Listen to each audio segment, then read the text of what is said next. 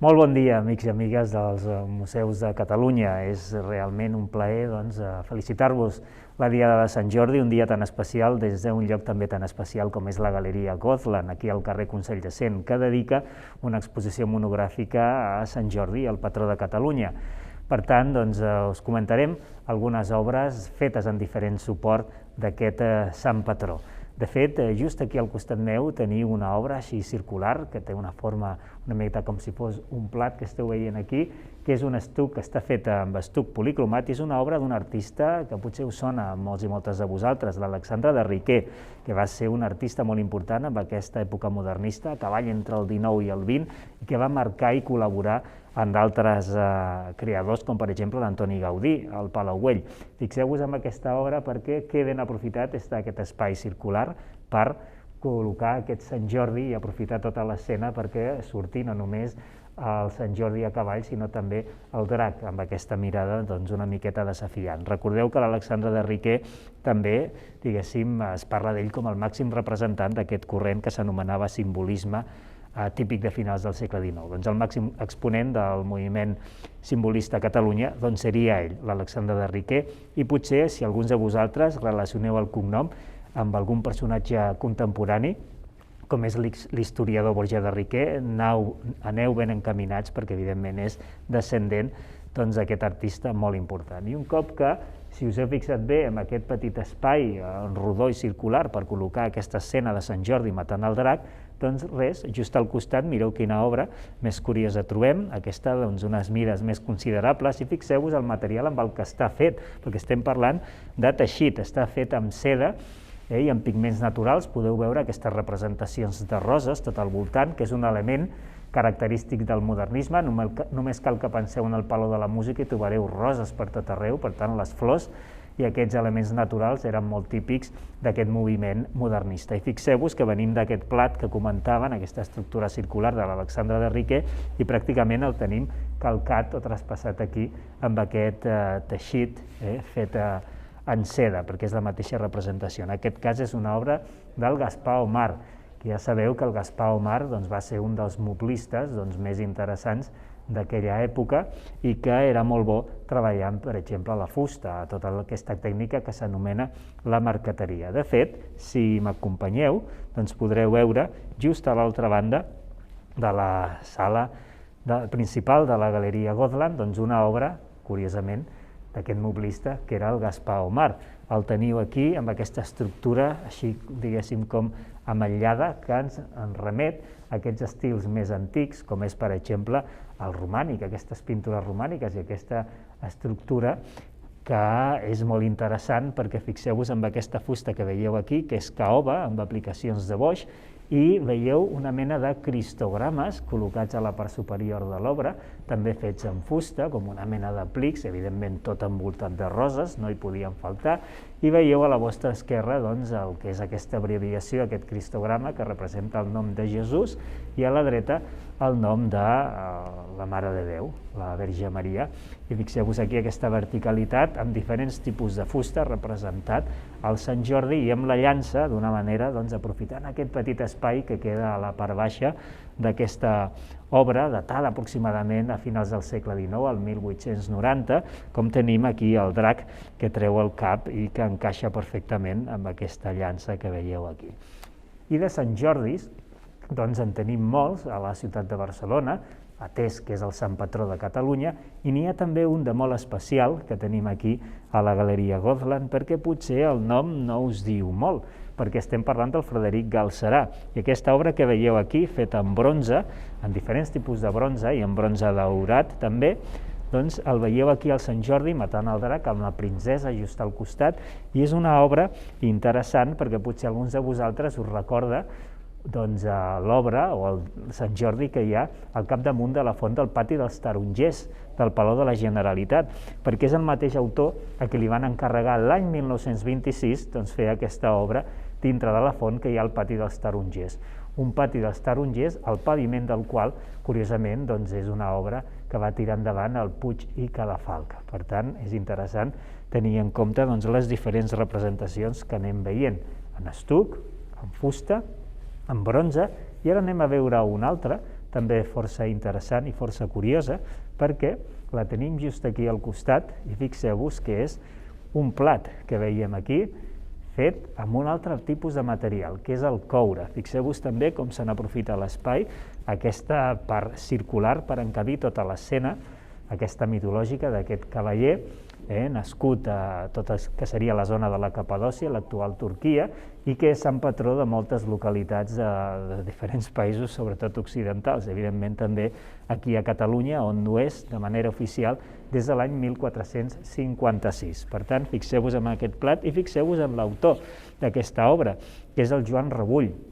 D'ell n'hem parlat amb algunes de les rutes que hem fet amb tots vosaltres, amb els amics de Museus de Catalunya, perquè el Joan Rebull en té dos Sant Jordis molt coneguts aquí a la ciutat de Barcelona. En vam parlar d'un d'ells que es troba al capdamunt de l'edifici del Casal de Sant Jordi, allà a la cantonada entre el carrer Pau Claris i el carrer Casp, un edifici d'aquest estil noucentista art déco, que eren dependències de la Generalitat. Aquest seria més antic, de l'any 1929. Però en tenim un altre del mateix autor, del Joan Rebull, d'aquest escultor, a capdamunt de la Rambla de Catalunya, on hi ha la seu de la Diputació de Barcelona. La façana que mira cap a la Diagonal hi ha un Sant Jordi de bronze, molt, diguéssim, distanciat d'aquesta tipologia dels que estem parlant d'avui, molt estil noucentista, tot i que és molt posterior, és uns anys abans que en Joan Rebull morís. El 1977 es va fer aquest Sant Jordi i té una cara que alguns crítics han comentat, aquest que es troba a la Diputació de Barcelona, que recorda el Pablo Picasso. Per tant, seria un Sant Jordi homenatge a aquest pintor malagueny que va passar molt de temps aquí a la ciutat de Barcelona. I canviem també un altre suport, perquè ja veieu que de Sant Jordi se n'han fet de tot tipus, i aquesta obra, d'unes mides considerables, que veieu aquí, de més de 2 metres per 3 metres, o sigui que Déu-n'hi-do, aquest tapís que veieu aquí, que és una obra de l'Artur Bulbena, una obra que representa l'escena de Sant Jordi, que veieu aquí, però diguéssim l'escena o el moment posterior, perquè normalment el que representa és com Sant Jordi està matant el drac allà al costat de la filla del rei, de la princesa, però en aquest cas és l'escena posterior, quan ja el drac és vençut i ell arriba a aquest poblat, segons ens explica la llegenda de l'època medieval, en el cas català, perquè no podria ser Montblanc, que és on acostumem a situar la llegenda, en el cas de Catalunya, i per tant seria l'episodi posterior a ser vençut el drac, que no deixava de ser una al·legoria també al fet de superar o el cristianisme haver vençut, diguéssim, a d'altres tipus de religions i haver-les superat i haver estar al capdavant, diguéssim, d'aquesta nova ideologia que anava guanyant terreny, sobretot si agafem com a fil conductor aquest primer Sant Jordi que estava enfrontat, diguéssim, a l'emperador Dacià per les seves creences com a cristià. Doncs fixeu-vos que és aquesta peça que veieu aquí, un tapís, us he dit que és de l'Artur Bulbena, que era un artista que s'hi feia molt i tenia molt bona relació amb l'Alexandre de Riquer, aquest primer artista del que hem parlat, perquè tots dos hi van exposar a unes galeries que van ser, diguéssim, la llavor d'un moviment artístic que era el noucentisme, i estic parlant del faians català. Tots dos hi van compartir durant algunes exposicions, l'Alexandre de Riquer i l'Artur Bulbena. Per tant, val la pena veure tots aquests suports. I passem del suport que comentaven tot seguit, que és un tapís, doncs amb un altre suport que és indestriable a l'hora de parlar del modernisme, com és el vitrall. Aquí tenim una obra de l'Antoni Rigalt i Blanc, que és el màxim exponent d'aquesta tècnica del vitrall, que es va recuperar de l'època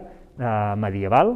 perquè ja sabeu que durant el gòtic, on guanya la verticalitat, i evidentment es necessiten espais grans en aquestes catedrals i esglésies perquè entri la llum, a diferència del romànic, que són esglésies i espais molt més foscos i tancats, doncs es desenvolupa molt aquesta activitat de vitraller, de fer vitralls, i el modernisme la recupera, perquè ja sabeu que el modernisme s'emmiralla amb l'època de màxim esplendor de l'art català, en aquest cas al gòtic. Per tant, aquí veieu aquest vitrall representant l'escena tradicional de Sant Jordi. Mireu que maco, aquest vitrall de l'Antoni Rigalt. De fet, l'Antoni Rigalt era vitraller i es va associar amb un arquitecte que es deia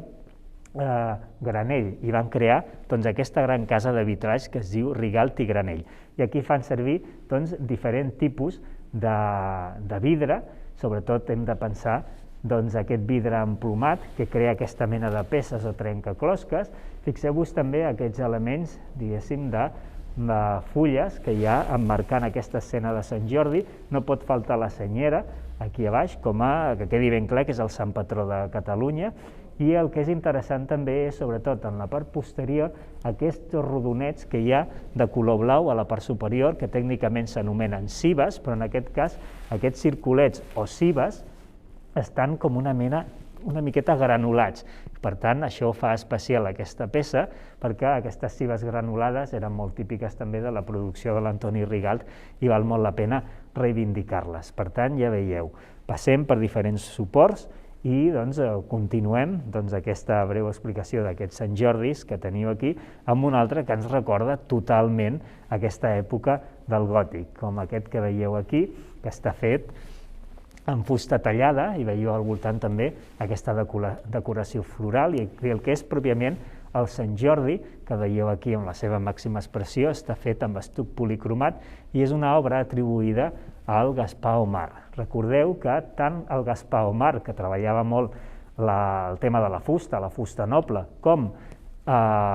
l'Antoni Rigalt, del que acabem de parlar, que treballava el vitrall, tots dos van aprendre l'ofici perquè eren, diguéssim, els representants de les seccions respectives. Què vull dir? Hi havia uns tallers a finals del segle XIX anomenats tallers Vidal, que n'hem parlat d'ells també amb alguna de les sortides que hem fet. Si penseu en el carrer Bailén, allà una miqueta, molt a prop de la plaça Tetuan, si enfilem el carrer Bailén, allà trobem un col·legi religiós que s'anomena Col·legi del Sagrat Cor. Aquest edifici, que es troba allà a Cantoner, va ser la seu d'aquests tallers Vidal, una família molt important per entendre el modernisme i que tenien aquests tallers dividits per diferents seccions, la secció de vitrall i la secció de fusta. Qui estava encarregat de jovenet d'aquesta secció de vitrall? Doncs en aquest cas l'Antoni Rigalt. I qui estava encarregat de la secció de fusta? Doncs aquí el personatge d'aquesta obra que tenim aquí, que és el Gaspar Omar. Després es van establir pel seu compte i van fer les seves creacions, però diguéssim la llavor on van aprendre l'ofici eren aquests tallers Vidal. Una família, com us dic, molt important, una de les filles del qual, la Lluïsa Vidal, va ser potser la pintora modernista més important, perquè això normalment no se'n parla, sempre que parlem de pintors modernistes parlem d'homes, i en aquest cas la Lluïsa Vidal va ser una pintora molt interessant. I m'agradaria que us fixeu molt en aquesta estructura d'aquest Sant Jordi, perquè fixeu-vos en aquesta verticalitat, i tot i que atribuïm aquesta obra al Gaspar Omar, recorda molt aquests Sant Jordis que feia l'Eusebi Arnau per a moltes obres del Puig i Cadafalch. Només cal que hi penseu, per exemple, en la Casa Metller, en la Casa del Baró de Quadres i en d'altres edificis on aquest Sant Jordi apareix gairebé com una signatura per part del Puig i Cadafalch. I entre els seus col·laboradors més importants que treballaven l'escultura hi havia, com us dic, l'Eusebi Arnau i l'Alfons Jujol, amb Y, la segona no confondre amb Jujol, el col·laborador de l'Antoni Gaudí. Doncs bé, ja veieu, teniu totes aquestes peces aquí que us estan esperant fins al dia 30 d'abril perquè podeu aprofitar d'admirar tots aquests diferents suports amb el que molts artistes modernistes hi han treballat i han retut un homenatge al Sant Jordi, i nosaltres també volíem compartir-ho amb vosaltres, i que millor que aquesta diada. Per tant, us saludem des de la Galeria Gozlan i que acabeu de passar una bona diada de Sant Jordi. Moltíssimes gràcies.